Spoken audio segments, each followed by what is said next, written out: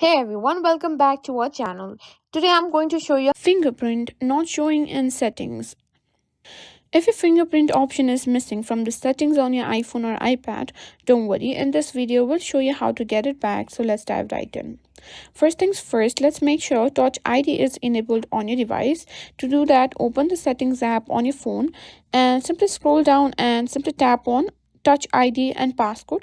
As you can see here, I have Face ID and passcode. This means I don't have a fingerprint.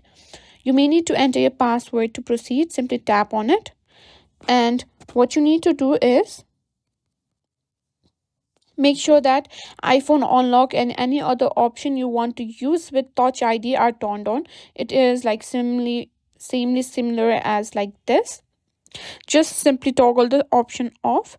Now, if the fingerprint is still missing or not working, try adding a new fingerprint. In Touch ID and passcode, simply tap on Add a Fingerprint and follow the on-screen instructions to scan your fingerprint. Just place your finger on the home button multiple times as prompted. Once you've added your fingerprint, check if it shows up in the list. If it does, your issue is fixed. Next thing, sometimes a simple restart can solve this problem. Just press and hold the power button until the slide to power off slider appears. Just slide to turn off your device and wait a few seconds, then press and hold the power button again to turn it back on.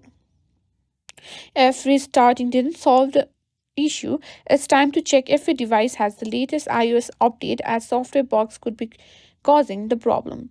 Open settings, scroll down and tap on general and go to software update. If an update is available, simply tap download and install. Updating the latest version of iOS can often fix minor bugs and glitches that can cause issues like this. And that's it. Hopefully one of these steps help you get your fingerprint option back in settings.